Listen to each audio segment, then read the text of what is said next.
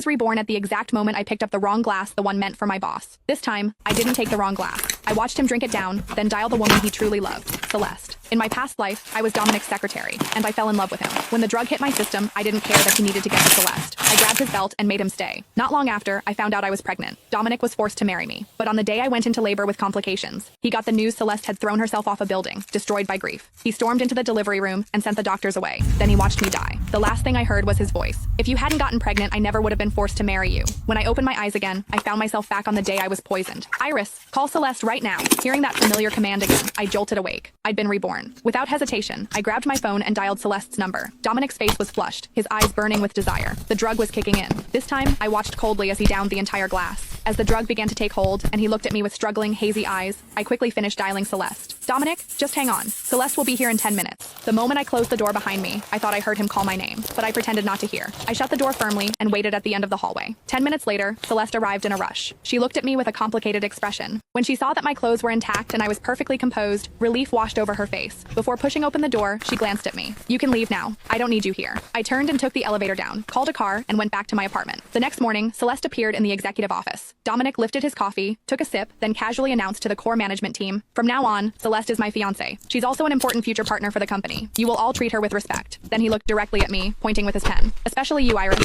I nodded blankly. Celeste smirked, flashing me a triumphant smile. I pretended not to notice. I gathered the meeting notes and started to leave the office. But just as I stood up, I heard Celeste's voice, soft and wounded. "Dominic, does Iris not want me involved in company affairs? I know how important she is to you. If she's unhappy with me being here, maybe I shouldn't come to the office anymore." Her eyes glistened with tears. She looked as pitiful as possible. Dominic frowned. Before he could say anything, I replied, "Of course not. But if you're not satisfied with me, I'll make sure to stay out of your sight from now on." Without waiting for Dominic's reaction, I walked straight back to my office. Half an hour later, my office door swung open. And there he was, Dominic, staring at me with dark, stormy eyes. Instinctively, I wanted to close the door. I didn't want to deal with him. But Dominic blocked it with his arm, frowning as he looked at me. "Are you avoiding me? Why?" He leaned in closer, studying my face. "Are you upset? Because of Celeste?" I quickly shook my head. "No, I'm happy for you. You and Celeste finally get to be together." His eyes flickered with something unreadable. He seemed dissatisfied with my answer. "Is that the truth? Or are you just being passive-aggressive?"